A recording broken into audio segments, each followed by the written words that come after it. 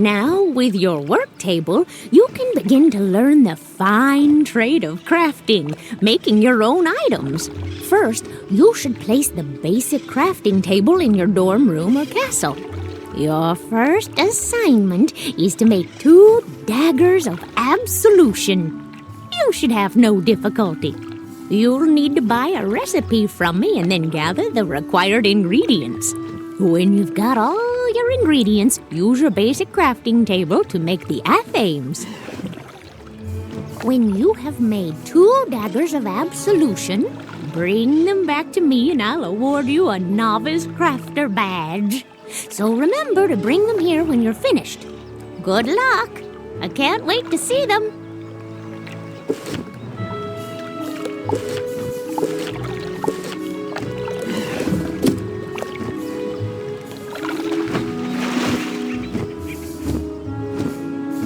I am Baldur Goldpaws, a trader from far-off Grizzleheim, and I've just discovered this world. I have sailed across the great sea of skies, establishing new ports to trade my wares in. I would like to establish trade relations with the merchants here, if they be friendly. Can you help me? If Prospector Zeke is here, go speak to him. Then speak to your treasure card dealer and anyone who sells furniture. If you can do that for me, I will be thankful.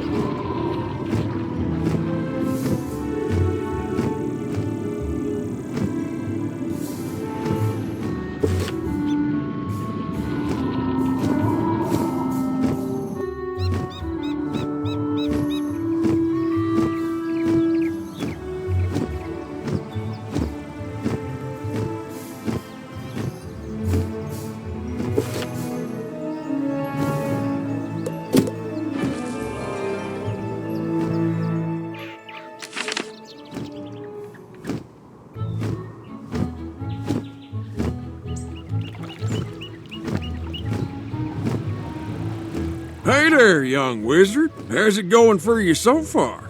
You explain that Baldur Goldpaws asked you to help set up trade relations between Grizzleheim and Wizard City. That's great. Old Zeke's always happy to do business with the bears. Tell Baldur I'll trade with him.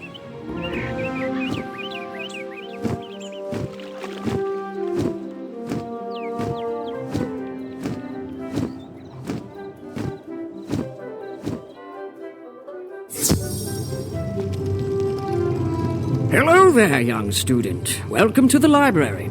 Can I help you find any book or card in particular? You tell Mr. Argleston about the trade agreement Baldur is trying to set up. Oh, that sounds wonderful. I would be happy to trade treasure cards with Grizzleheim. I wonder if we can set up a library exchange program.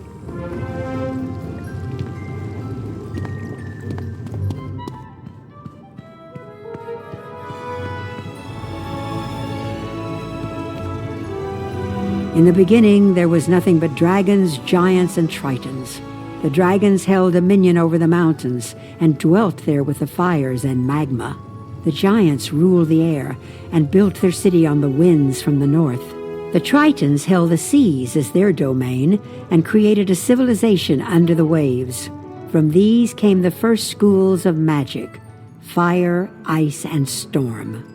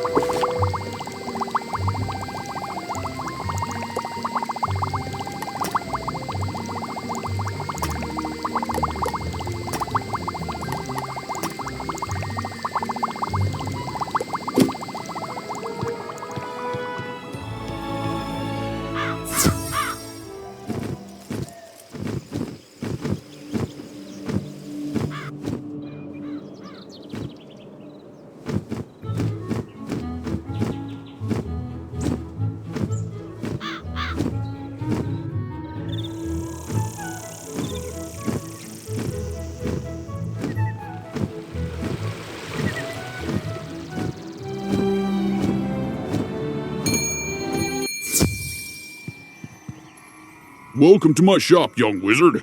Can I interest you in some furniture for your dorm room? You tell Mr. Quickhammer about the flying boat with the trader from Grizzleheim.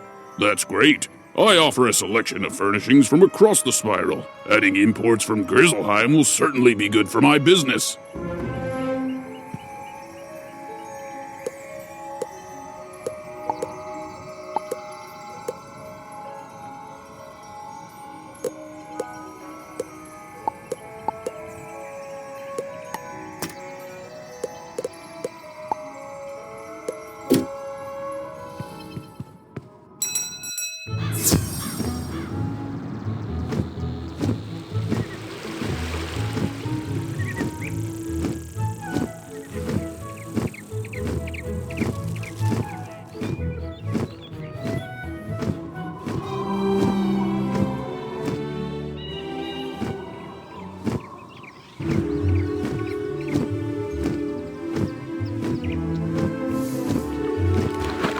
Have you brought the 2 daggers of absolution I asked you to make? If you don't have both of them, I can't help you, dearie.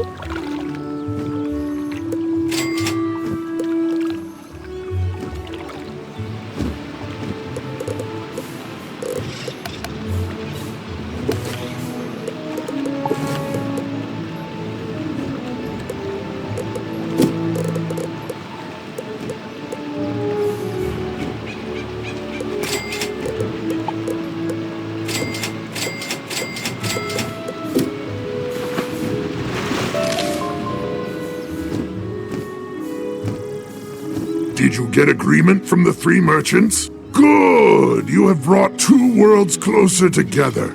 You have my thanks. I would like to reward you for your help getting your merchants to agree to trade with my world. Would you like to take a quick trip with me to visit Grizzleheim, my home? It will not take long now that I know the way. You can greet some tradesmen from Grizzleheim and see if they will trade with Wizard City. In Grizzleheim, speak to Thrain Stormfriend, Vider Silverthread, and Dane Goldright. Let them know I sent you with word of new trade partners.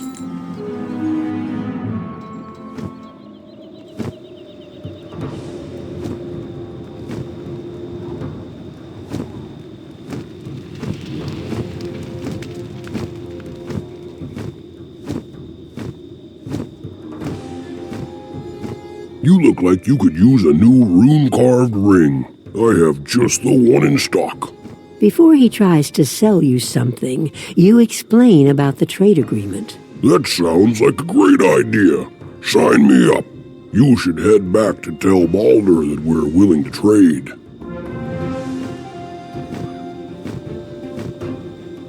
You there! Can I interest you in a new robe? This is a cold land, and you should try to stay warm. What size are you? You explain that you're not robe shopping. You're here to set up trade with Wizard City. Trade with Wizard City? I can certainly do that. I will have to get some smaller sizes in stock, though. Welcome, young outsider. Where are you from, and what can I do for you? You explain that you're from Wizard City, and that you're here to set up trade with Grizzleheim. Sounds good to me. I'll trade with anyone with gold in their pocket.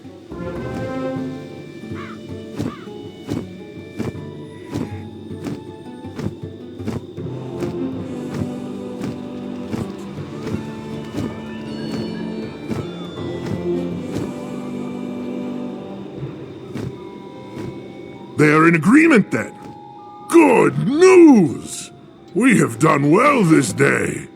Ready yourself. I will take you home now. It was a pleasure working together. I wish you well in your future journeys. You may be unable to return to Grizzleheim right away, but when you do return, your visit will be marked by kind words and open hearts. You must be at least 20th level to return to Grizzleheim.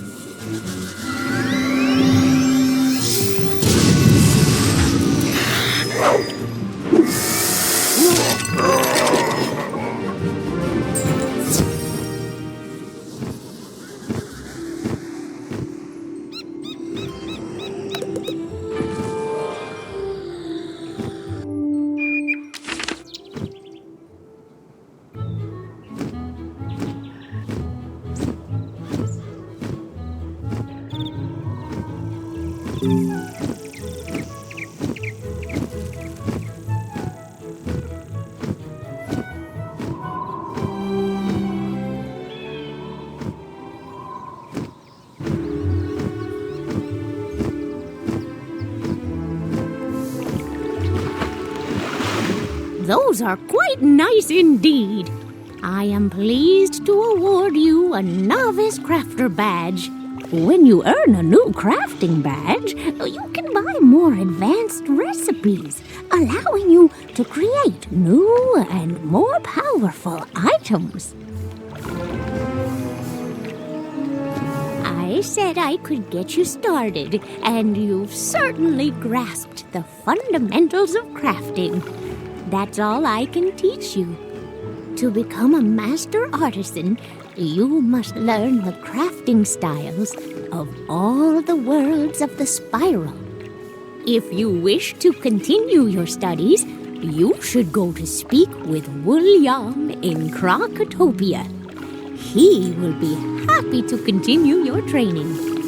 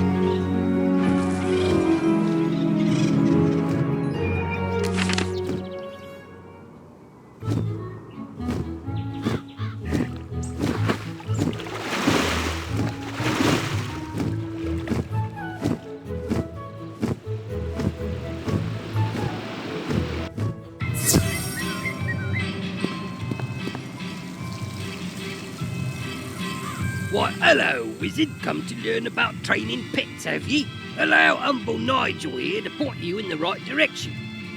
Over there you have the hatchery, where Dr. Perot can tell you all about developing your pet's abilities across generations. In these here shops you have Tennant and Lowe, who sell new pets and pet eggs, and Dusty and Jackie, who sell pet snacks. Go speak to each of the experts, and once your knowledge of pet raising is complete, I'll tell you how to win arena tickets by racing in the Pet Derby. And you can speak with my associate, Mr. Barker.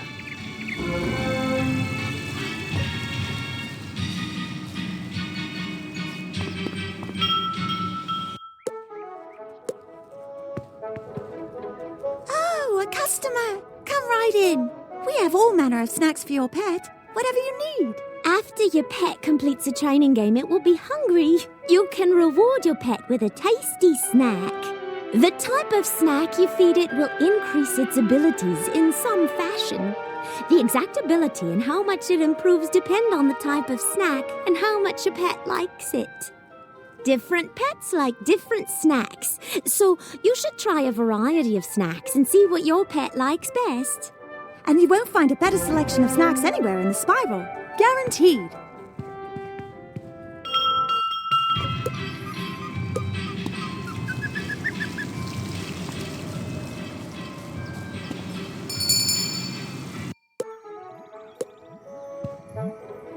Welcome to our shop.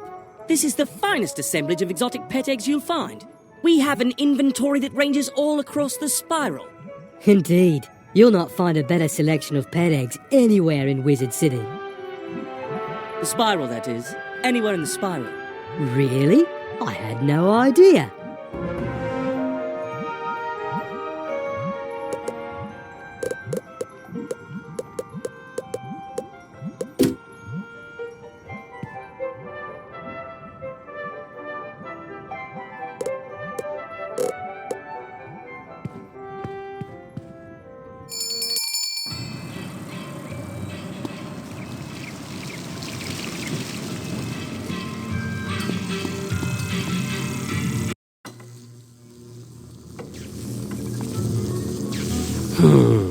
What are you waiting for? Take a seat in the hatching machine and we'll get started. Where's the other pet? Oh, my mistake. You're not a pet. Serves me right for not paying attention. That would have been a disaster. This is the hatchery, where pets can hatch new pet eggs. This remarkable process simply stand on the sigil near the hatcher and choose 2 adult pets you'd like to use. Then press the hatch button. If 2 wizards want to collaborate, both must stand on the sigil. Each can contribute a single adult pet. When you both press the ready buttons, voila! A new egg! If 2 wizards work together, they'll hatch 2 eggs. The egg will take after one of the original pets. Which pet and which trait? Who can say? Once the egg is hatched, your new pet is just a baby and needs to be trained and fed. You can train your pet with the mini-games offered in the pet pavilion. As you train your pet, it grows older and will develop new talents and powers. Pet talents help you in magical duels, while derby powers are used in the pet derby. Some rare pets are extremely powerful, with astonishing abilities. I really must get back to my work, so unless you're ready to hatch a pet...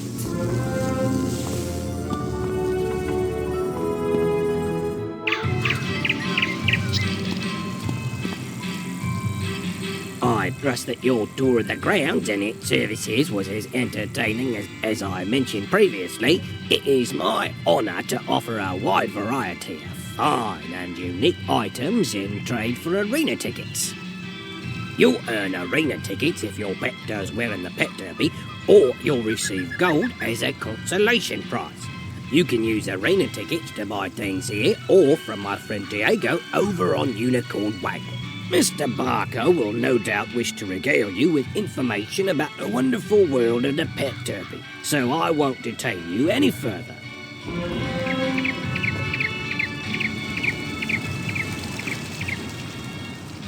Well there, my prodigious prestidigitator. What did you think of our pet pavilion? I trust that my admirable associates bent your ear enough. Now that you've seen what wonders the pet pavilion offers, I encourage you to take advantage of the ample assortment of delightful diversions to train your pets. Your energy governs how often you may train your pet. It returns over time, but if you need more energy and cannot abide, you may purchase an energy elixir from the Crown Shop. If you don't train your pet, it won't grow up. So it's very important to pay attention to your pet and train it as much as you can. If you've an interest in participating in the pet derby, I am just the fella you need to speak to. Just a moment, though. Before I set your precious pet upon the perplexing paths of our pet derby, I must ask that you avail yourself of the information provided in the 2 rule books nearby. One of the books is generous with guidance about practice matches, while the other volume summarizes those that are ranked. Go and peruse them at your leisure, and stroll on back to me when you're sufficiently schooled.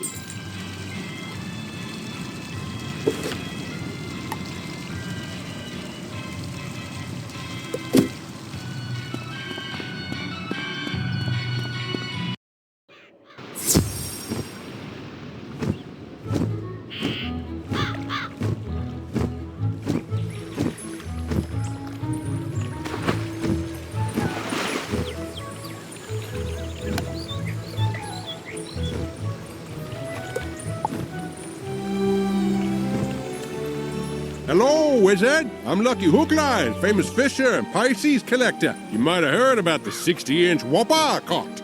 No? Ah, well, let me tell you, fishing is a terrific hobby, and you won't find a more relaxing pastime, If you like, I can teach you how to cast for fish. Magically, of course. Then you can catch your own whoppers. First off, you gotta be in an area of the spiral populated with fish. You'll know you are when the fishing icon appears. Clicking the fishing icon button displays your fishing spells. Fishing is a magical activity in the spiral, you know. Your fishing spells consist of fish-catching spells and fishing utility spells. Click on a fish-catching spell to cast a magical lure. You want it to land in front of a fish so they notice it. If you don't like where your lure lands, click the Cancel Spell button to quickly recast the spell. When the magical lure flashes, that means a fish has noticed it and is coming closer to take a nibble. As it nibbles, the lure will rise and fall a bit. The trick is to wait until the lure completely sinks below the water. Then you reel him in. Timing is crucial, so be sure to hit the spacebar quickly to invoke the fish-catching spell properly. And so are your spells. Every fish has a magical school type, and fish are more attracted to lures from their same school. When you use a lure correctly, your magic will snare the fish and float it back to you, alright? You'll see the name and size of every fish you catch. Small fries are the tiniest ones, while whoppers are the biggest. Fish are stored in your fish basket. The angler's tome has a record of all the fish you ever caught. Click on it to open it. The angler's tome will tell you how many of each type you've caught, along with the smallest and largest sizes. Another important tip to know is that every fish you come across responds only to your presence, no matter what. So don't worry about competition, or that other wizards will scare away the fish. You're the only one who can do that. Now that I've explained the basics of our magical fishing, let me give you the Lesser Frost Lure. It's a good basic lure spell. Go to the water behind old Zeke over there and use the Lesser Frost Lure to catch a frost decoy and an ice cuda.